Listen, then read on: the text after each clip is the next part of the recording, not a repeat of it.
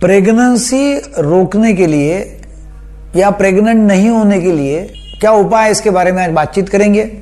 मेरा नाम है डॉक्टर दीपक केड़कर। मैं मनोविकार, सेक्स रोग सम्मोहन तथा व्यसन मुक्त महाराष्ट्र में अकोला में प्रैक्टिस। प्रेगनेंसी रोकने के लिए वो जो उपाय करते रहते हैं उसके वजह से उनको लिंग में तनाव नहीं आता है या शीघ्र पतन हो जाता है। तो अभी उसके लिए हमें ऐसा बताएंगे ताकि हमको ये लैंगिक समस्या नहीं आएगी।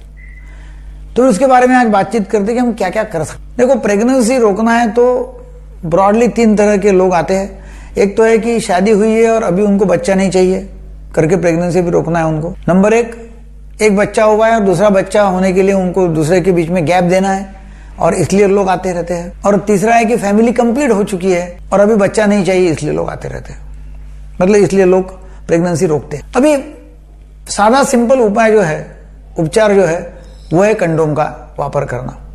कंडोम का वापर आप करते हैं तो डेफिनेटली प्रेगनेंसी रोकी जा सकती है, प्रेगनेंसी नहीं होंगी। और बहुत ही सिंपल है, आसान है, सस्ता तरीका है।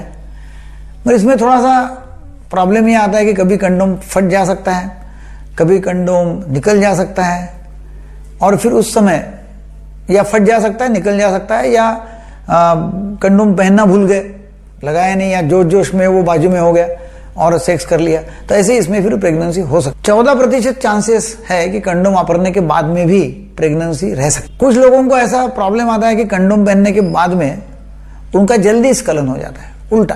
कुछ लोगों का टाइम लगता है स्खलन के लिए, या कुछ लोगों का जल्दी हो जाता है। सब कहाँ डिपेंड करता है यहाँ। तो जिनका कंडोम से जल्दी गिर जाता है तो उनको एनेस्थेटाइज्ड कंडोम्स मिलते हैं जिसमें स्प्रे मारा रहता है या कुछ दवाएं डाली रहती है जिससे लिंग के ऊपर सेंसेशन नहीं आएगा और आपका वीर्य जल्दी नहीं निकलेगा, तो वो वापर सकते हैं। तो ये हो गया कंडोम का। फिर दूसरा जो है वो है गोलियां कि जो स्त्री ने लेनी चाहिए। तो कुछ गोलियां ऐसी है कि जो लगातार उनको 21 दिन तक लेनी है, और कुछ गोलियां ऐसी है कि जो उनको हफ्ते में 2 बार लेने की। गोलियां का यह होता है कि यह गोलियां लेने का डिसीजन स्त्री के हाथ में होता है। प्रॉब्लम ये होता है कभी गोली लेने भूल गई, तो फिर गोली लेने भूल गई तो फिर दूसरे दिन डबल गोली लेना, ऐसा हो सकता है। तो फिर वो चांसेस फिर कम है। 95% चांसेस है कि गोली लेते हैं तो फिर प्रेगनेंसी नहीं रहेंगी। गोली जब लेते हैं तो उसके साइड इफेक्ट्स है, जैसा पीरियड्स टाइम पे नहीं आना, पीरियड्स कुछ दिन तक रुक जाना, या इर्रेगुलर पीरियड होना, ज़्यादा मेंसेस होना, ऐसे कुछ साइड इफेक्ट्स कभी कभी हो सकते हैं। यदि पीरियड गोली की वजह से रुक गए तो लोगों को लगता है कि नहीं प्रेगनेंसी हो गई, मतलब वो भी एक प्रॉब्लम हो सकता है। तो ये गोली का है। गोली का प्रॉब्लम ये और रहता है कि गोली बंद करने के बाद में हो सकता है कि 6-7 महीने तक फिर प्रेगनेंसी नहीं होंगी या नहीं ठहरेगी। तो उसका वो गोली का साइड इफेक्ट है, मतलब वो उसका असर काफी दिन तक चल सकता है। तो ये गोली नंबर 2। तो नंबर 3, कुछ लोग क्या करते हैं कि वीर्य निकलने के पहले ही इंटरकोर्स बंद कर देना और लिंग योनि के बाहर निकालना, उसको बोलते हैं क्वाइटस इंटरप्टस। तो वो भी एक उपाय है, मगर ये भी एक ऐसा तरीका है कि इसमें गारंटी कुछ भी नहीं है, क्योंकि एक्चुअली वीर्यस्खलन होने के पहले कुछ वीर्य यदि निकल गया हो और उसमें शुक्र जंतु यदि गए होंगे अंदर तो प्रेगनेंसी रह सकती है। तो ये कोई ऐसा पक्का उपचार नहीं है कि क्वाइटस इंटरप्टस के बीच में रोक देना, तो वो कोई पक्का उपाय नहीं है और वो भी लोग करते रहते हैं। तो ये हो गया तीसरा। फिर नेक्स्ट वाला उपचार है या मतलब तरीका है कॉपरेटी का।